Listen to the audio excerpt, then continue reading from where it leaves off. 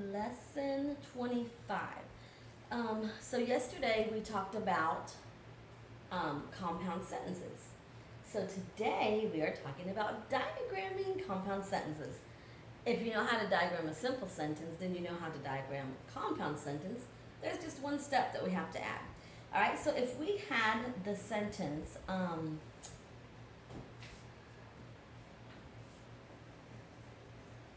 Mom baked cookies,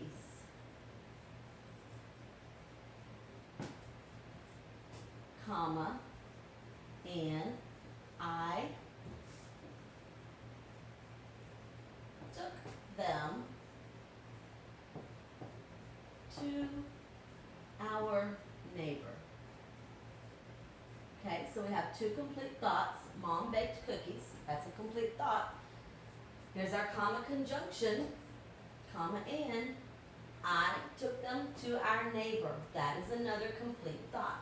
So our verb in our first complete thought is baked. Who or what baked? Mom.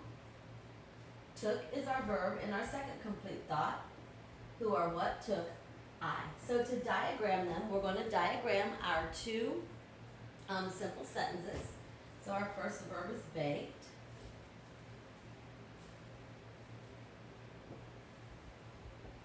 And our first subject is mom.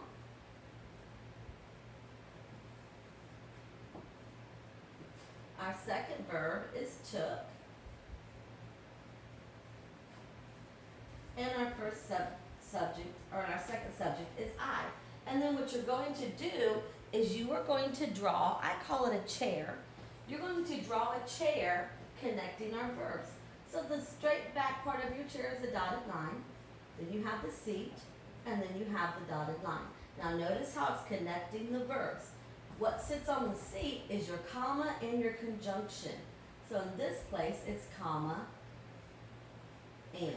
Okay? So mom baked and I took. That is literally all it is. It's pretty simple. So I want you to get your language books out and open them to page 58. Put your name and date at the top. You can pause the video if you need to do so.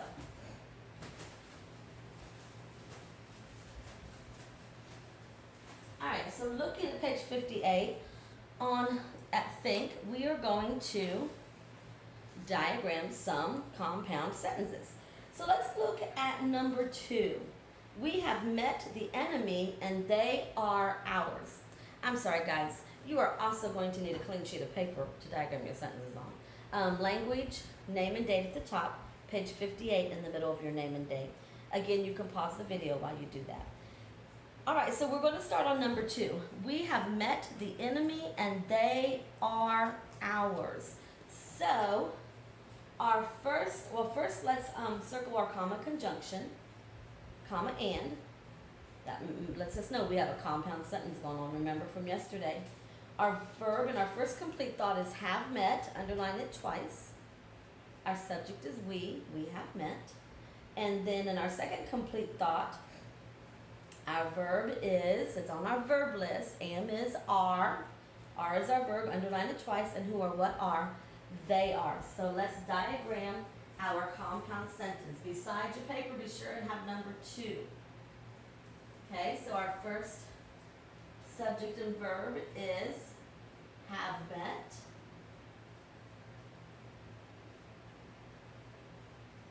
Who or what have met? We. Our second subject and verb are. Who or what are? They.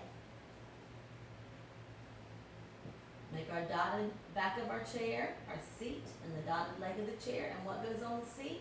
What's our conjunction? Comma and. Okay, let's look at number 4. Number 4. Put a 4 on your paper and circle it. All right, so number 4, our sentence says, cast thy burden upon the Lord, and he shall sustain thee.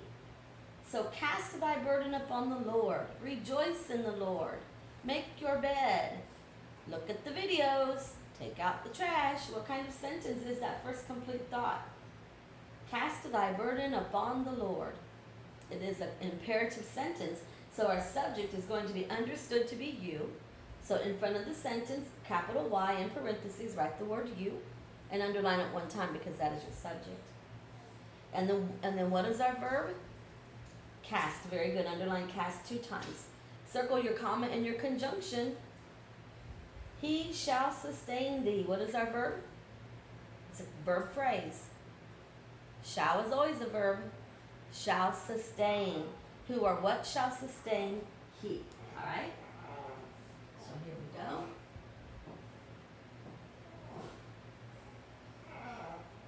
There's our understood subject for our first complete thought. And cast has to be capitalized because it is capitalized in our sentence. Shall sustain is our second verb.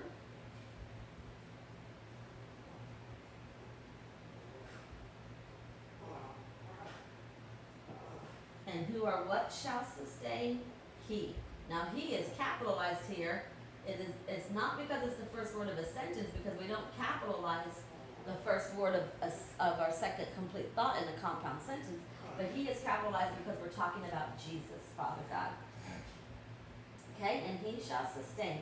Let's look at number 5. The day is cool, but it is very pleasant. So I see our joining word, comma, but. So go ahead and circle comma, but. Our first verb in our first complete thought is. Who or what is? Day. Underline your subject once, your verb twice. It is very pleasant. What is our verb in our second sentence?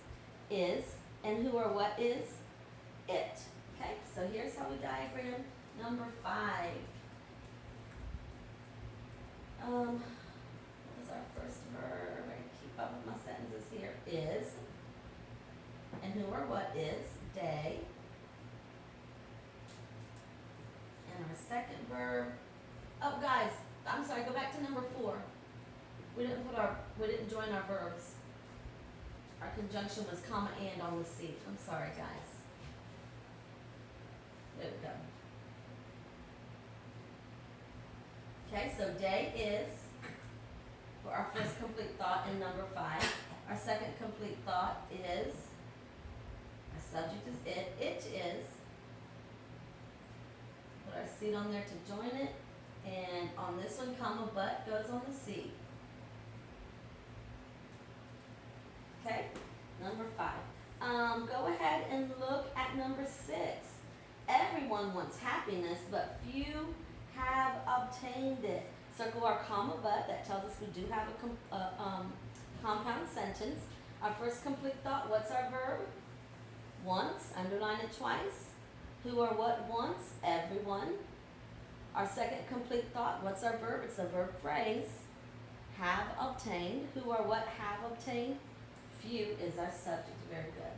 So that is number 6. Be sure and diagram or number your sentences. Our first verb is once. Who or what wants? Everyone. Capitalize it because it's capitalized in your sentence. Our second verb, have obtained.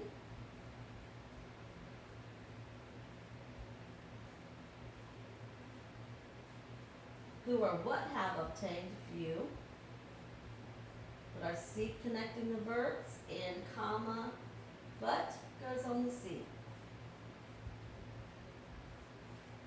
All right, look at number 7. Ian will hoe the garden today, comma, or I will do it. So circle your comma or. That's your telling you have a compound sentence here. Our first complete thoughts verb phrase, will hoe. Who or what will hoe? Ian. And then our second complete thoughts verb, another verb phrase, will do. Who or what will do? I. Very good. So that is number 7. Be sure that your diagrams are numbered. So will hoe is our first verb.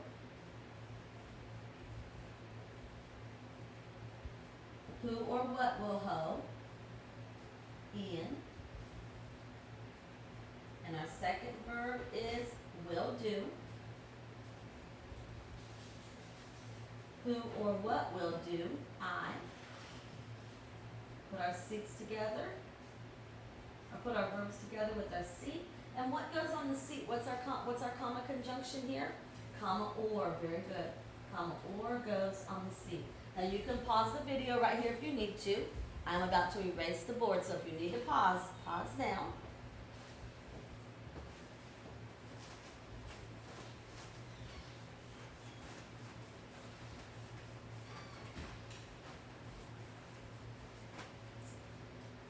Alright, so let's go ahead and do number 9.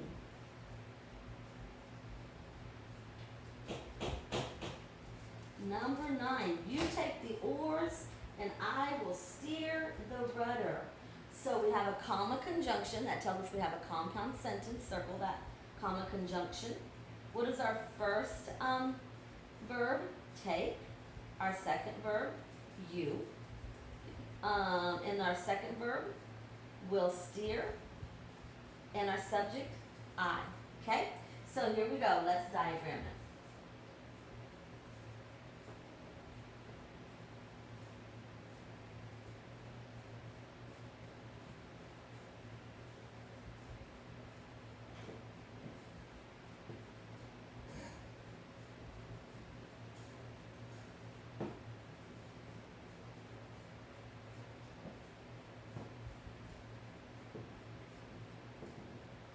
On our seat we have comma and. And that was number 9. Okay? Alright, so the other ones we're not going to diagram right now. I feel like it's simple enough and we have enough, what am I trying to say? Enough time, enough experience diagramming our simple sentences. So I feel like just putting that conjunction in the middle on a seat doesn't need 100 diagrams to get that down, okay? So you are done with 58. Turn back over to page 57. On page 57, you are going to look at think A. In the blank before the number, write S for simple sentence and C for compound sentence. Place the comma in the compound sentences. Underline the verbs 2 times and the subjects 1 time. So first you're going to read the sentence.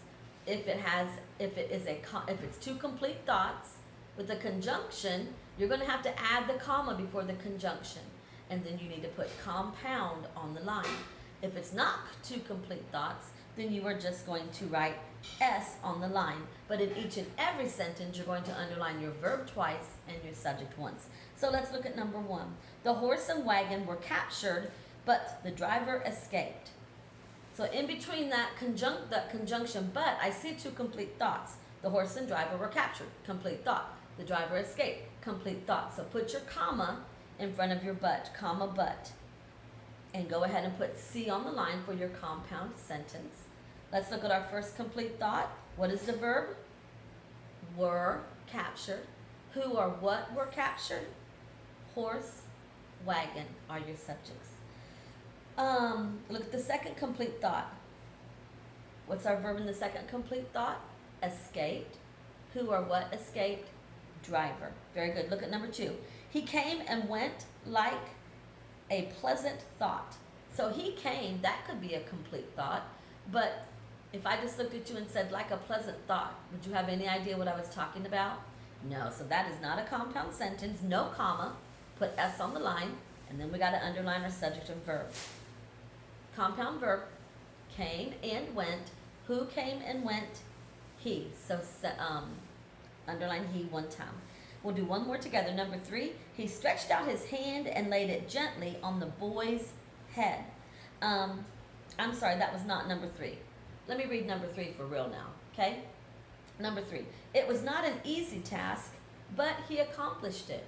So I see a but there. It was not an easy task. That's a complete thought. He accomplished it. That's a complete thought. So put a comma in front of the but, comma but for our conjoining word, to join our compound sentences. Our first complete thought was who or what was, it was. Our second complete thoughts verb, accomplished, who or what accomplished, it accomplished. So you are going to complete think A, finish think A, and then in think B, it says underline all the verbs 2 times and all the subjects 1 time. So you need to be sure to look for verb phrases if necessary, a helping verb, and the word that it is helping. And this will be another graded language assignment. So be sure that your name and date is on both sides. Be sure that if you are a remote student, it goes into your folder to come back to me.